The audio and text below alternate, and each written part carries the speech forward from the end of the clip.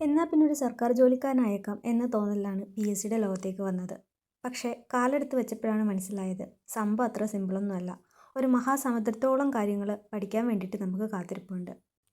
ഈ ഭൂമിയെക്കുറിച്ച് അറിയണം, ഭൂമിക്ക് പുറത്തുള്ള കാര്യങ്ങൾ അറിയണം, ഭൂമി ഉണ്ടായ കാലം തൊട്ടുള്ള കാര്യങ്ങൾ അറിയണം, ഇനി വരാൻ പോകുന്ന കാര്യങ്ങൾ അറിയണം, മാത്രമല്ല ഭൂമിക്കുള്ളിലുള്ള എല്ലാ കാര്യങ്ങളും അറിഞ്ഞിരിക്കണം. ഇതെല്ലാം പഠിച്ചു തീർക്കാൻ വേണ്ടിയിട്ട് ഈ ഒരു ജന്മമല്ല, ഇനി ഒരു 2 എക്സ്ട്രാ ജന്മവും കൂടി ചിലപ്പോൾ വേണ്ടി വന്നേക്കും എന്ന തോന്നൽ വരെ നമുക്കുണ്ടാകും. എങ്കിലും ഒരറ്റത്തു നിന്ന് നമ്മൾ അങ്ങോട്ട് തുടങ്ങും. കാരണം ആവശ്യം നമ്മുടെയാണല്ലോ. മാത്രമല്ല നമ്മുടെ കയ്യിൽ സിലബസും ഉണ്ട്. ഓരോ പരീക്ഷയ്ക്കും നിശ്ചിതമായ കുറച്ച് പോർഷൻസ് മാത്രമാണ് നമുക്ക് പഠിക്കാനുള്ളത്. സോ ഒരു കയ്യിൽ പേനയും മറ്റൊരു കയ്യിൽ കോൺഫിഡൻസുമായിട്ട് നമ്മൾ പോരാട്ടത്തിന് ഇറങ്ങും. പക്ഷേ 2-3 എക്സാമൊക്കെ അറ്റൻഡ് ചെയ്ത് കഴിഞ്ഞിട്ടും ലിസ്റ്റിലൊന്നും വന്നില്ലെങ്കിലാണ് കഥയുടെ ഗതി കംപ്ലീറ്റ് മാറാൻ പോകുന്നത്. കോൺഫിഡൻസിൻ്റെ ലെവൽ ചെറുതായിട്ടൊന്ന് താന്നുന്നൊരു സംശയം. മാത്രമല്ല വീട്ടുകാരുടെയും നാട്ടുകാരുടെയും ഒരു ആശ്വസിപ്പിക്കലും കൂടി ഉണ്ടാവും.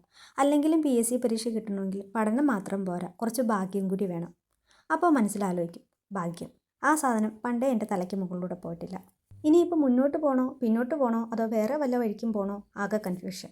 പക്ഷേ കാലിയായ പേഴ്സും മൈനസ് ബാലൻസ് കാണിക്കുന്ന GPay അക്കൗണ്ടും മുന്നോട്ട് പോകാൻ തന്നെ പറയും. മറ്റുള്ള ജോലി പോലല്ല, ഒരു സർക്കാർ ജോലി ഉണ്ടെങ്കിൽ ഭാവി സുരക്ഷിതമായെന്നുള്ള ശരീരി വേറെയും. പക്ഷേ ഏറ്റവും നല്ല മോട്ടിവേഷൻ എന്താണെന്ന് വെച്ചാൽ നമ്മുടെ ചില നാട്ടുകാരുടെ മുഖമോ അല്ലെങ്കിൽ നമ്മുടെ ചില ബന്ധുക്കാരുടെ മുഖമോ ഒന്ന് ഓർത്താൽ മതി. ഈ ഭൂമി മലയാളത്തിൽ ഇതിലും നല്ല ഏറ്റവും നല്ല മോട്ടിവേഷൻ വേറെയില്ല. ഇൻസൾട്ടാണ് മുരളി ഈ ലോകത്തിലെ ഏറ്റവും വലിയ ഇൻവെസ്റ്റ്മെൻറ്റ് എന്ന് സിദ്ദിഖേട്ടൻ പറഞ്ഞത് മനസ്സിൽ ധാനിച്ച് ഒരറ്റത്തുനിന്ന് വീണ്ടും തുടങ്ങാം. പിന്നെ വെറും 0-ൽ നിൽക്കുന്ന അവസ്ഥയൊന്നും അല്ല നമ്മളുടേത്. മുമ്പെഴുതിയ പല പരീക്ഷകളിലും നമുക്കറിയാവുന്ന പല ചോദ്യങ്ങളും ഉണ്ടായിരുന്നു. നമ്മൾ അറ്റൻഡ് ചെയ്ത പല പ്രസ്താവനകളും ഉണ്ടായിരുന്നു. വീണ്ടും ശ്രമിക്കുക. നമ്മളൊരു സംഭവമെന്ന് നമുക്ക് തന്നെ തോന്നിക്കഴിഞ്ഞാൽ പിന്നെ ആർക്കും നമ്മളെ പിടിച്ചു നിർത്താൻ പറ്റത്തില്ല. പിന്നെ എൻ്റെ വ്യക്തിപരമായ ഒരു അഭിപ്രായമുണ്ട്. നമ്മുടെ പരിശ്രമങ്ങളും പദ്ധതികളൊന്നും അധികം ആരോടും ഷെയർ ചെയ്യാതിരിക്കുക. നിൻ്റെ പഠിത്തം ഇപ്പോൾ എന്തായി, നിൻ്റെ ജോലി എന്തായി, ലിസ്റ്റിലൊക്കെ വന്നോ എന്നുള്ള നാട്ടുകാരുടെ ചോദ്യം അല്ലെങ്കിൽ മറ്റുള്ളവരുടെ ചോദ്യത്തിൽ നിന്ന് നമുക്കൊരു പരിധിവരെ ഇതിനകത്തുനിന്ന് രക്ഷപ്പെടാൻ പറ്റും.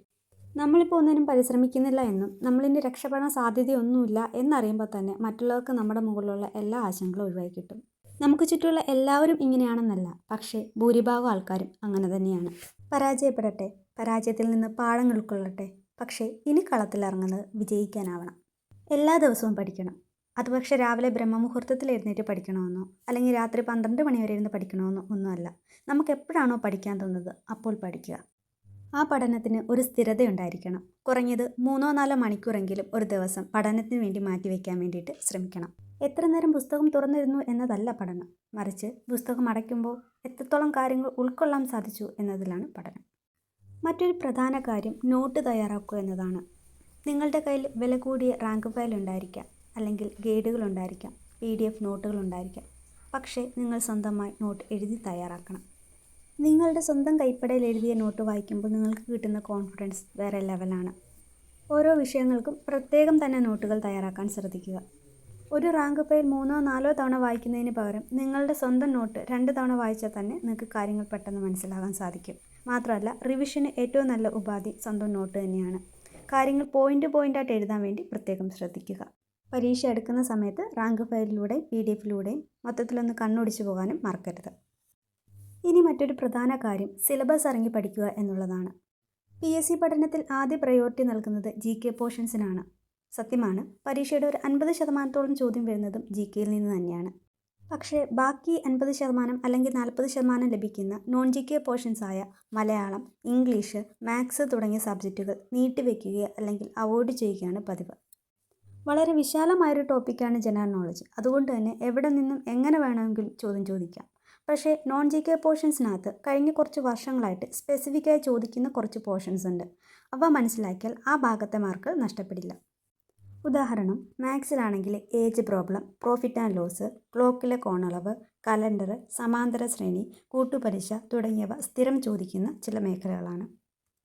ഇനി ഇംഗ്ലീഷ് എടുത്ത് നോക്കിയാൽ tag questions, if clause, concord, idiom, reporter speech, tense തുടങ്ങിയവയും റിപ്പീറ്റായി ചോദിക്കുന്ന മേഖലകളാണ്. പൂജക ബഹുവചനം, പദശുദ്ധി, സന്ധികൾ, പര്യായം എന്നിവയൊക്കെ മലയാളത്തിലും സ്ഥിരമായി ചോദിച്ചു വരുന്നു. 4-5 ദിവസങ്ങൾ മാറ്റിവെച്ചാൽ IT മേഖലയിലെ മാർക്കും സ്വന്തമാക്കാം. അപ്പോൾ പറഞ്ഞു വരുന്നത് നോൺ GK പോർഷൻസിന് കുറച്ചും കൂടി പ്രയോറിറ്റി നൽകി പഠിക്കാൻ വേണ്ടിയിട്ട് ശ്രദ്ധിക്കുക. അതുപോലെ തന്നെ കറണ്ട് അഫയേഴ്സിന് ഒരു ബുക്ക് മാറ്റി തന്നെ വയ്ക്കുക. ഡെയിലി അതിനകത്ത് വിവരങ്ങൾ അപ്ഡേറ്റ് ചെയ്ത് കൂട്ടിച്ചേർത്തുകൊണ്ടിരിക്കുക. വളരെ പ്രധാനപ്പെട്ട മറ്റൊരു കാര്യമാണ് ഡെയിലി ഓരോ PYQ അറ്റൻഡ് ചെയ്യുക എന്നുള്ളത്. അത് തരുന്ന കോൺഫിഡൻസ് വളരെ വലുതാണ്. PYQ അറ്റൻഡ് ചെയ്യുമ്പോൾ പരീക്ഷ ഹാളിലേതുപോലെ തന്നെ സമയം സെറ്റ് ചെയ്ത് വെക്കുക. 1 മുതൽ 100 വരെയുള്ള ക്വസ്റ്റ്യൻസും അറ്റൻഡ് ചെയ്യുക. പോസിറ്റീവ് മാർക്ക് മാത്രമല്ല നെഗറ്റീവ് മാർക്കും കാൽക്കുലേറ്റ് ചെയ്യുക. പോസിറ്റീവ് മാർക്കിൽ നിന്ന് കുറച്ച് നിങ്ങൾക്ക് ആകെ കിട്ടിയ സ്കോറും കാൽക്കുലേറ്റ് ചെയ്ത് വയ്ക്കുക. ഇങ്ങനെ ചെയ്യുമ്പോൾ പരീക്ഷ ഹാൾ എവിടെയാണ് നിങ്ങൾക്ക് നെഗറ്റീവ് മാർക്ക് വരുന്നത്, നിങ്ങളുടെ മാർക്ക് എങ്ങനെയാണ് നഷ്ടപ്പെടുന്നതെന്ന് നിങ്ങൾക്ക് വ്യക്തമായൊരു ധാരണ കിട്ടും. മാത്രമല്ല ഡെയിലി പ്രാക്ടീസ് വഴി പ്രസ്താവനാ ചോദ്യങ്ങൾ പരീക്ഷ ഹാളിൽ നിങ്ങൾക്കൊരു വില്ലനായി മാറുകയില്ല. കോൺഫിഡൻസ് കിട്ടുന്നതിന് ഉപരി പരീക്ഷ ഹാളിൽ നിങ്ങൾക്ക് നല്ല സമയം ലാഭിക്കാൻ വേണ്ടിയിട്ടും ഈ ഒരു PYQ ടെസ്റ്റ് ഡെയിലി ചെയ്യുന്നത് കൊണ്ട് അല്ലെങ്കിൽ പ്രാക്ടീസ് ചെയ്യുന്നത് കൊണ്ട് നിങ്ങൾക്ക് സാധിക്കും. ഇനി പറയാനുള്ള വളരെ പ്രധാനപ്പെട്ട മറ്റൊരു കാര്യം സോഷ്യൽ മീഡിയ ആണ്. നമ്മൾ ഫോൺ എടുക്കുന്നത് എന്തിനാണ്, ഫോൺ ഉപയോഗിക്കുന്നത് എന്തിനാണ്, ഫോൺ വെക്കുന്നത് എപ്പോഴാണ്, ഇതൊന്നും കൃത്യമായ ഒരു ധാരണയില്ലാത്ത അവസ്ഥയാണ്. സോഷ്യൽ മീഡിയയിൽ ധാരാളം റീൽസുകളുണ്ട്. നമ്മുടെ വിലപ്പെട്ട സമയം ഇല്ലാതാക്കാൻ വേണ്ടിയിട്ടുള്ളത് മാത്രമാണവ. ആരൊക്കെയോ എന്തൊക്കെയോ കാണിച്ചു കൂട്ടുന്നത് നമ്മുടെ സമയവും നെറ്റും കളഞ്ഞ് നമ്മൾ വെറുതെ നോക്കിയിരിക്കുക. നല്ല വീഡിയോകളും നല്ല റീൽസുകളും ഉണ്ട്, പക്ഷേ ഒരു 70% വെറും ചളികളായിരിക്കും. ആ നടൻ 6ാമത് വിവാഹം കഴിക്കുന്നതോ ആ നടി വിവാഹം കഴിക്കാതെ പ്രഗ്നൻ്റ് ആവുന്നതോ ഒന്നും നിങ്ങളുടെ ജീവിതത്തെയോ എൻ്റെ ജീവിതത്തെയോ ബാധിക്കുന്ന കാര്യമല്ല. നമുക്കൊരു പരിചയമില്ലാത്ത ഒരാളുടെ ഒരു ദിവസത്തെ ജീവിതകാര്യം കംപ്ലീറ്റ് വെറുതെ കുത്തിയിരുന്ന് കാണുന്നതുകൊണ്ട് എന്ത് പ്രയോജനമാണെന്നും എനിക്ക് മനസ്സിലായിട്ടില്ല. അതൊക്കെ പോസിറ്റീവായി കാണുന്നവരും ആനന്ദം കണ്ടെത്തുന്നവരും ഒക്കെയുണ്ട്.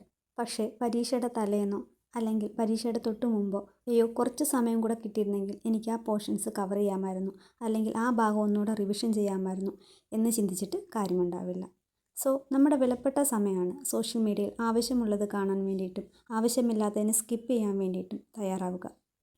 ഒരാൾ സോഷ്യൽ മീഡിയയിൽ എന്ത് കാണണം എന്ത് കാണണ്ട എന്നൊക്കെ തീരുമാനിക്കുന്നത് ആ വ്യക്തിയുടെ വ്യക്തിപരമായ അഭിപ്രായം അല്ലെങ്കിൽ അവരുടെ സ്വാതന്ത്ര്യമാണ്. ഞാൻ അതിനെ മാനിക്കുന്നു. പക്ഷേ സോഷ്യൽ മീഡിയ ഒരിക്കലും നിങ്ങളുടെ പഠനത്തിനെടുക്കുന്ന സമയത്തെ കവരാൻ അനുവദിക്കരുത്. ഈ വീഡിയോ അവസാനം വരെ നിങ്ങൾ കാണാൻ തയ്യാറായിട്ടുണ്ടെങ്കിൽ ഇതിൽ പറഞ്ഞ പല കാര്യങ്ങളും നിങ്ങളുടെ ജീവിതവുമായിട്ട് റിലേറ്റ് ചെയ്യാൻ പറ്റുന്ന കാര്യങ്ങളായതുകൊണ്ടാവാം. കൂടുതൽ വീഡിയോസിന് വേണ്ടിയിട്ട് എൻ്റെ ചാനൽ സബ്സ്ക്രൈബ് ചെയ്യുക. Thank you.